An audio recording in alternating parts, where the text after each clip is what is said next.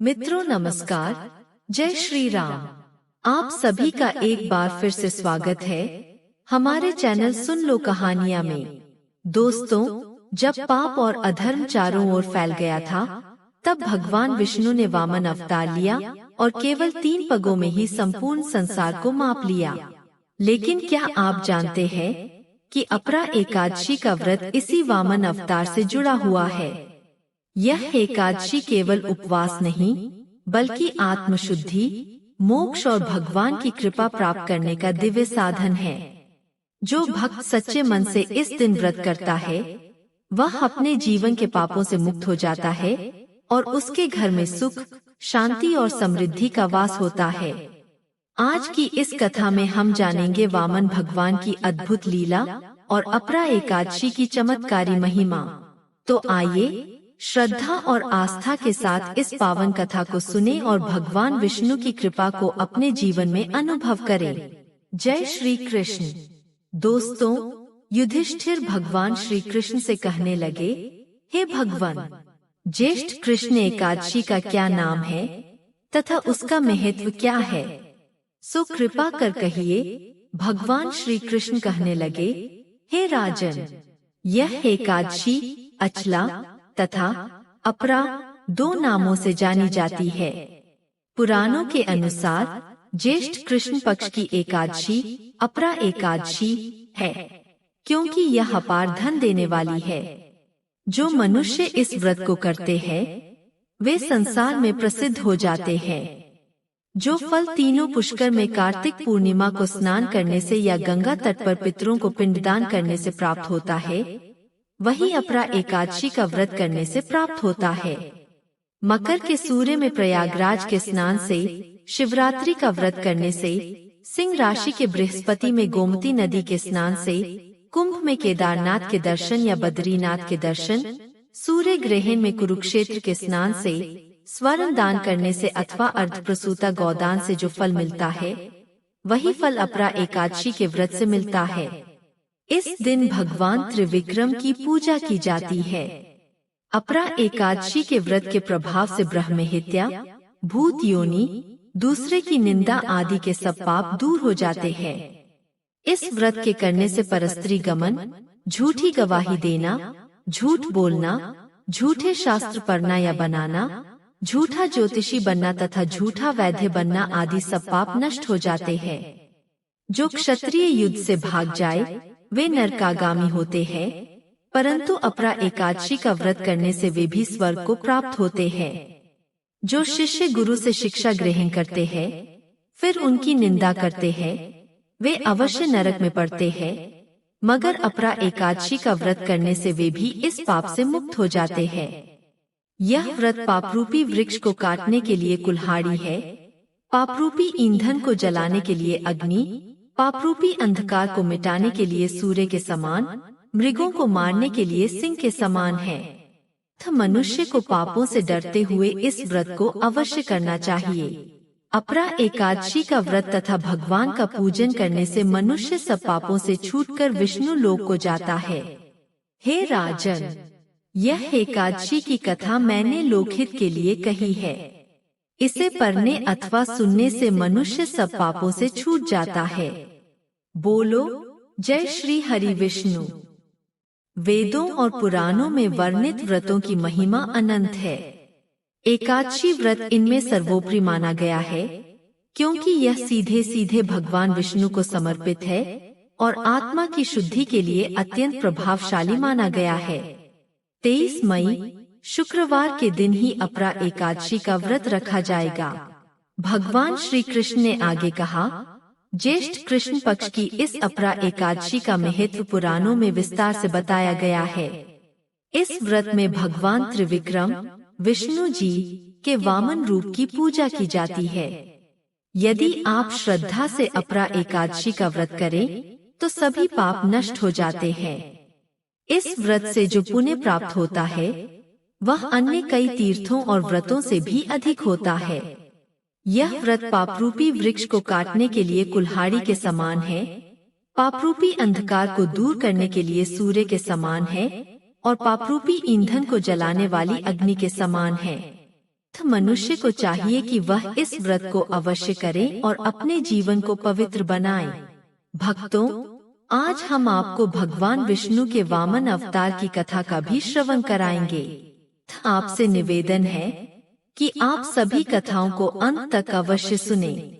आगे श्री कृष्ण कहते हैं, पार्थ, मैं तुम्हें इस व्रत से संबंधित एक पौराणिक कथा सुनाता हूँ। प्राचीन काल में महिध्वज नामक एक धर्मात्मा राजा था। वह सत्यवादी, प्रजापालक और धार्मिक स्वभाव का था। लेकिन उसका छोटा भाई वज्रध्वज क्रूर, अधर्मी और अत्यंत ईर्ष्यालु था।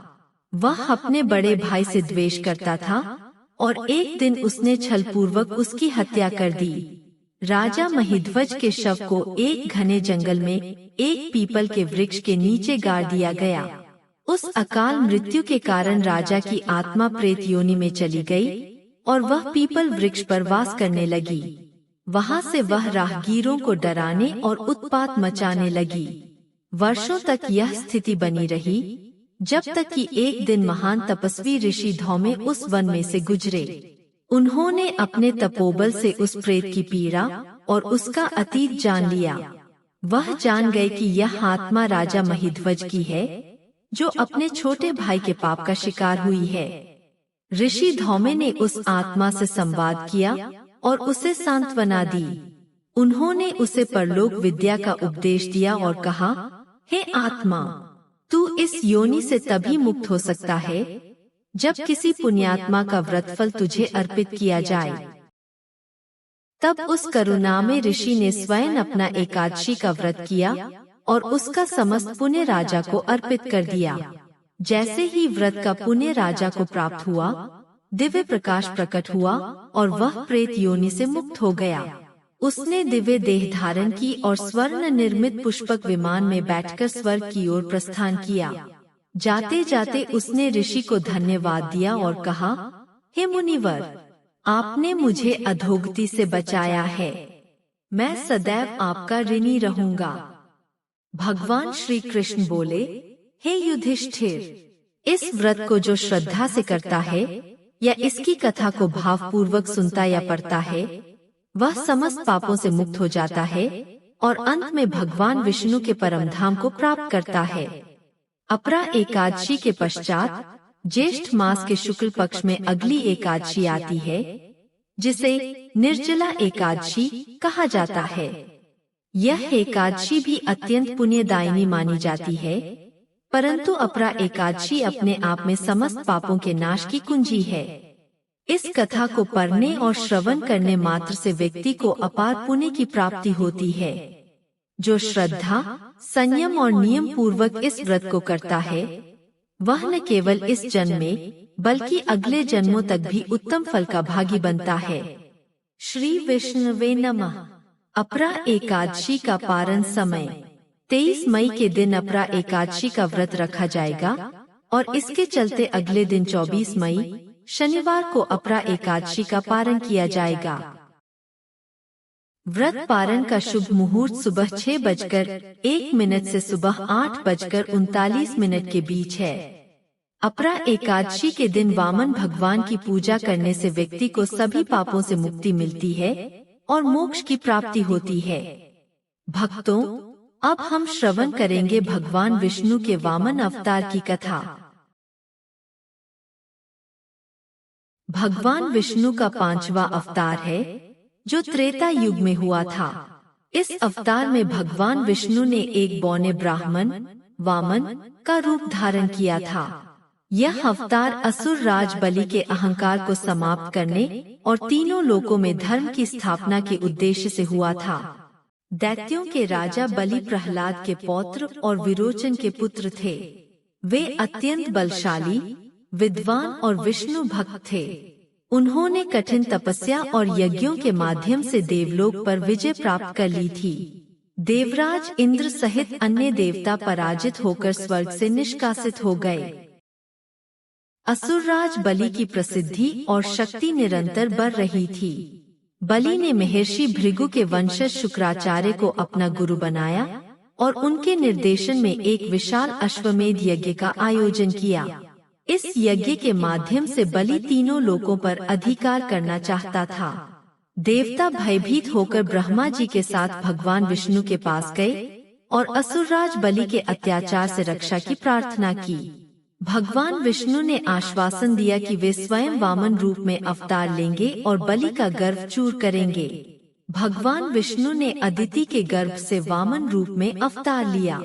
वे एक छोटे बौने ब्राह्मण के रूप में प्रकट हुए, जिनके शरीर से तेजस्वी प्रकाश फैल रहा था। उनके हाथ में छत्र, कमंडल और यज्ञोपवीत था। वामन भगवान बलि के यज्ञ स्थल पर पहुँचे।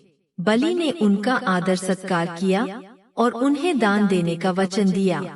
वामन भगवान ने अत्यंत विनम्रता से कहा, हे राजन, मुझे बस 3 पद भूमि दान दीजिए, जिसमें मैं अपने चरण रख सकूं।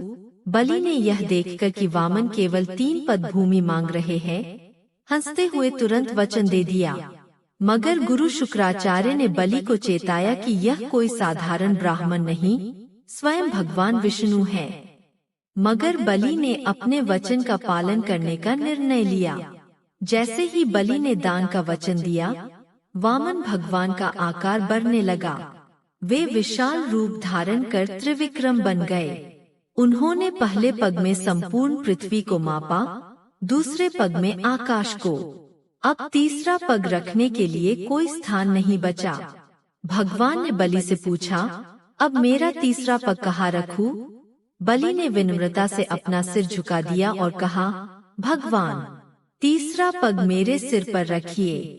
भगवान ने तीसरा पग बलि के सिर पर रखकर उसे पाताल लोक भेज दिया, किंतु उसकी दानशीलता और भक्ति से प्रसन्न होकर वरदान दिया कि वह पाताल लोक का राजा रहेगा और प्रत्येक युग में एक दिन के लिए धरती पर शासन करेगा, जिसे हम बलि प्रतिपदा कहते हैं।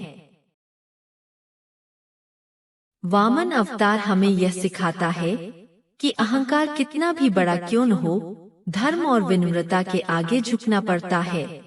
भगवान विष्णु ने बलि की परीक्षा ली, लेकिन उसकी दानशीलता और भक्ति से प्रसन्न होकर उसे अमरता का आशीर्वाद दिया।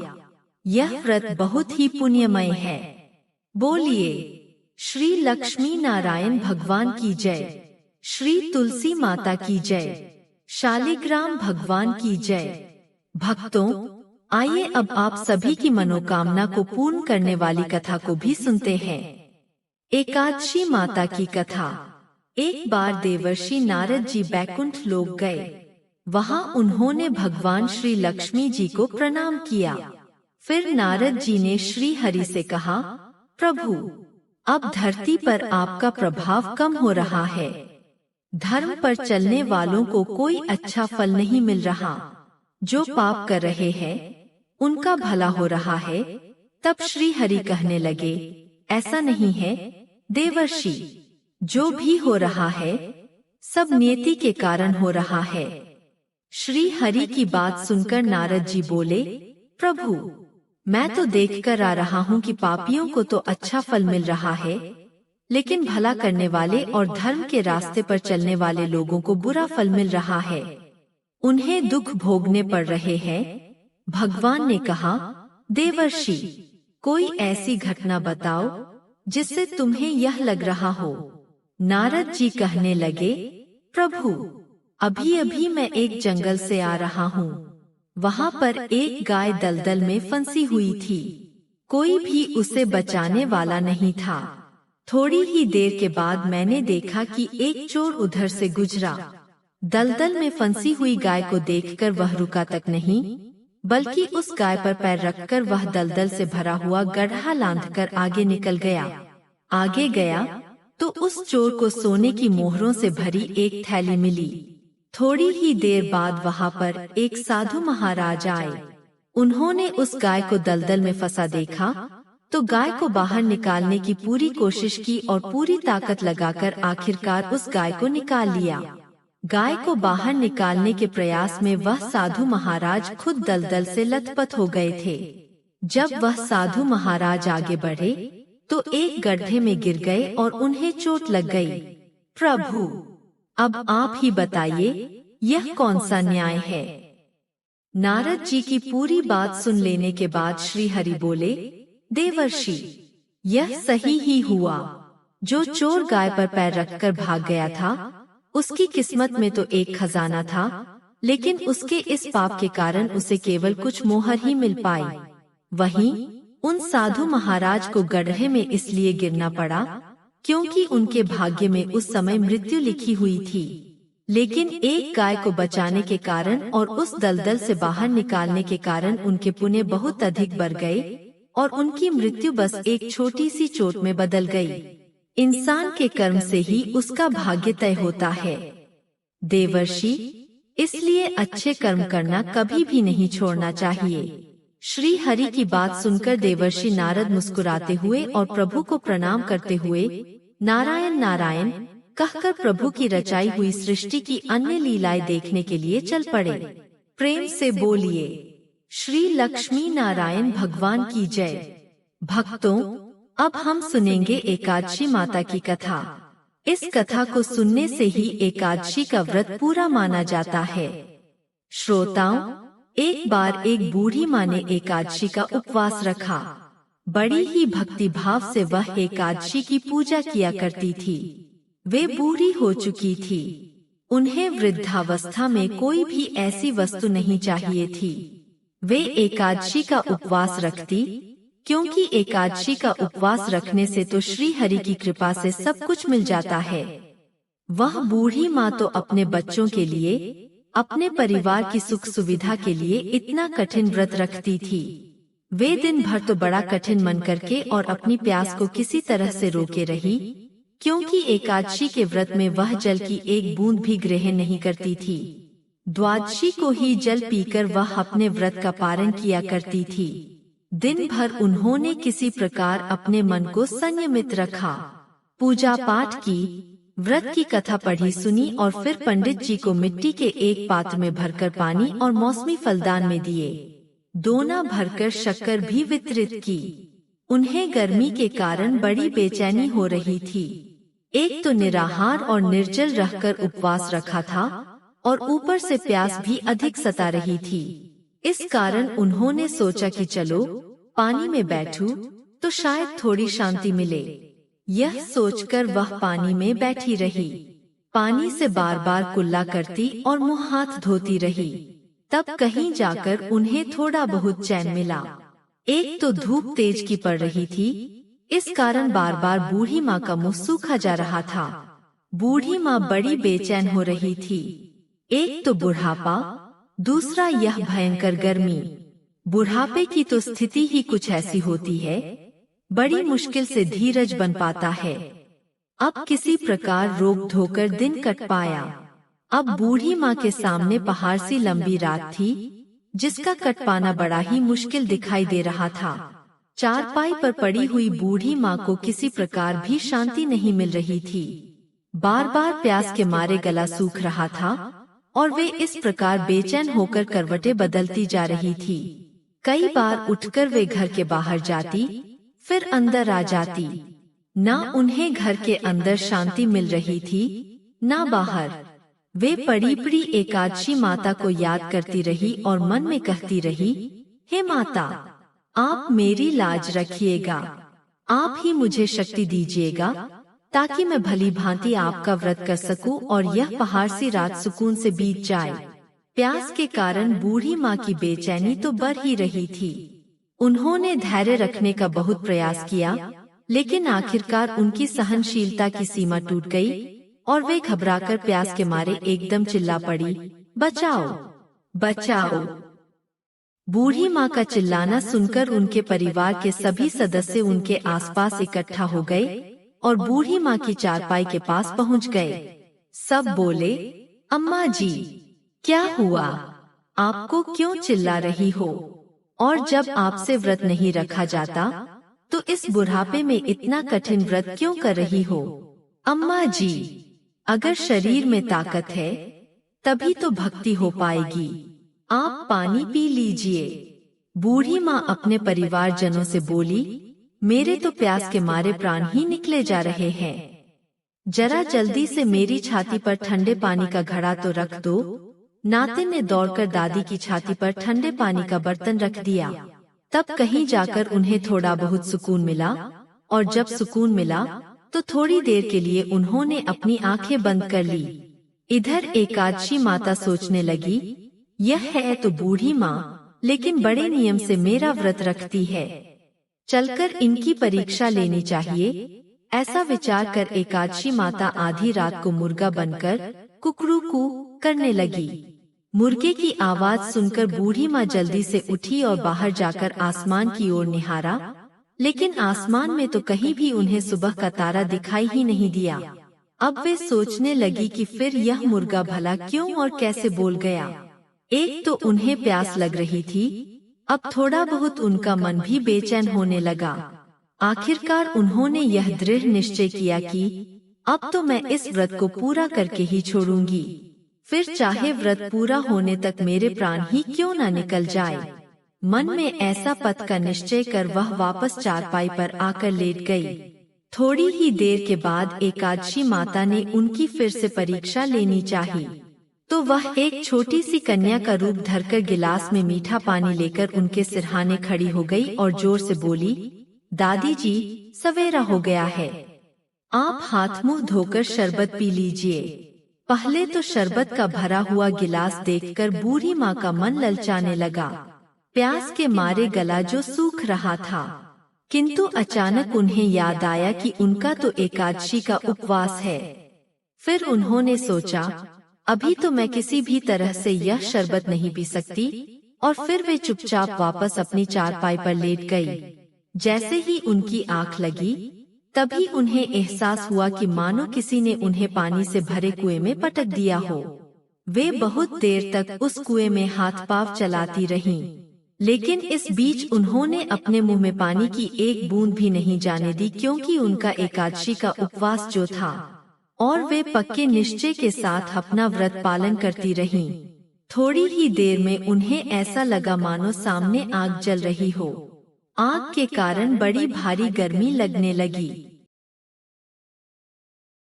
प्यास के मारे उनके प्राण निकलने लगे, लेकिन इतना सब होने के बाद भी बूढ़ी माँ ने पानी की एक बूंद भी नहीं पी। वे तो बस चारपाई पर बैठी बैठी एकादशी माता का ध्यान करती रहीं। अब सवेरा होने में बस कुछ ही समय है। यह जानकर वे बड़ी तसल्ली के साथ इधर उधर घूमने लगी। एकादशी माता अब तक यह बात अच्छी तरह से समझ गईं कि इन बूढ़ी माँ को किसी भी प्रकार से अपने व्रत से नहीं टाला जा सकता। वे उनके सत्य व्रत को भली भांति समझ गई थीं। अब सवेरा हो गया तो बूढ़ी माँ ने स्नान किया, भगवान श्री हरि का पूजन किया, फिर एकादशी माता की कथा सुनी, ब्राह्मणों को दक्षिणा देकर भोजन कराया। तब कहीं जाकर उन्होंने जल ग्रहण किया। कन्याओं को भोजन कराने के बाद बूढ़ी माँ ने फिर स्वयं भोजन किया, और उस श्रेष्ठ व्रत के प्रभाव से बूढ़ी अम्मा की आयु में वृद्धि हो गई। उनकी आयु बढ़ गई, उनका घर परिवार हरा भरा हो गया। अब उनके घर में किसी भी चीज का कोई अभाव नहीं रहा। उनका घर हर प्रकार के सुख साधनों से भर गया। नाती नातिन से उनका घर भर गया, और वे उसी दिन से 12 महीने की एकादशी का व्रत करने लगी। एकादशी माता के व्रत के पुण्य प्रताप से इस संसार में हर प्रकार के सुख भोग कर वह बूढ़ी माँ अंत में भगवान श्री हरि के धाम को चली गयी। जैसे एकादशी माता ने उन बूढ़ी माँ को और उनके परिवार को हरा भरा किया, वैसे ही है एकादशी माता हम सभी की मनोकामनाएं पूर्ण कीजिएगा। प्रेम से बोलिए, श्री लक्ष्मी नारायण भगवान की जय, एकादशी माता की जय। प्रिय श्रोताओं, यह थी आज की कथाएं। उम्मीद है आपको पसंद आई होंगी। इस बात का विशेष ध्यान रखें कि भगवान को सिर्फ सात्विक चीजों का भोग लगाया जाता है। भगवान विष्णु के भोग में तुलसी को जरूर शामिल करें। ऐसा माना जाता है कि बिना तुलसी के भगवान विष्णु भोग ग्रहण नहीं करते हैं। इस पावन दिन भगवान विष्णु के साथ ही माता लक्ष्मी की पूजा भी करें। इस दिन भगवान का अधिक से अधिक ध्यान करें। जय श्री हरि विष्णु। ब्रह्मा मुहूर्त में उठें, स्नान करें और स्वच्छ वस्त्र धारण करें। घर के पूजा स्थान को गंगाजल से शुद्ध करें। व्रत का संकल्प करें। नमो भगवते वासुदेवाय। मैं आज अपना एकादशी का व्रत श्रद्धा पूर्वक कर रहा हूँ। व्रत नियम: दिन भर निर्जला उपवास रखें। यदि संभव ना हो तो फलाहार करें। मन, वाणी और आचरण को शुद्ध रखें। क्रोध, असत्य, हिंसा, झूठ और विवाद से दूर रहें। दिन भर भगवान विष्णु या वामन अवतार का स्मरण करें। भजन कीर्तन करें। रात्रि को जागरण करना अति पुण्यदायक है।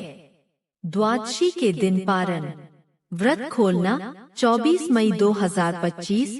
द्वादशी के दिन सूर्योदय के बाद उचित समय में व्रत का पारण करें। पहले ब्राह्मण भोजन कराए या दान दक्षिणा दे, फिर स्वयं फलाहार करें। पारण से पहले भूमि को प्रणाम करें और ईश्वर का आभार व्यक्त करें। पूजा विधि: हाथ जोड़कर विष्णु भगवान का ध्यान करें। विष्णवे नमः। हे पृथ्वी उद्धारक प्रभु, मेरी रक्षा करें। गंगाजल से मूर्ति या चित्र का संकल्प पूर्वक अभिषेक करें। पुष्प अर्पण करें। चंदन लगाए। धूप दीप दिखाए। पंचामृत से स्नान कराकर जल से शुद्ध करें। तुलसी दल और नैवेद्य अर्पण करें।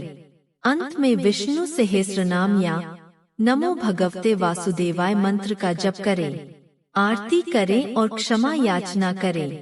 व्रत के लाभ: अपरा एकादशी व्रत करने से ब्रह्मा हत्या जैसा पाप भी नष्ट हो जाता है। कर्ज, रोग, दरिद्रता दूर होती है। पूर्वजों को तृप्ति मिलती है। अगले जन्म में दिव्य योनि प्राप्त होती है। अंत में विष्णु धाम की प्राप्ति होती है। प्रेम से बोलिए जय श्री हरि विष्णु। तो दोस्तों, आपको यह कथा कैसी लगी? कमेंट करके जरूर बताएं। चैनल को सब्सक्राइब करें, वीडियो को लाइक करें। आपका एक लाइक और कमेंट हमें ऐसी और कथा कहानियाँ लाने के लिए उत्साहित करता है। कमेंट बॉक्स में जय श्री राम लिखना न भूलें। फिर मिलते हैं एक और दिलचस्प वीडियो के साथ। धन्यवाद। विनम्र अनुरोध, कृपया सब्सक्राइब करें। सुन लो कहानियाँ।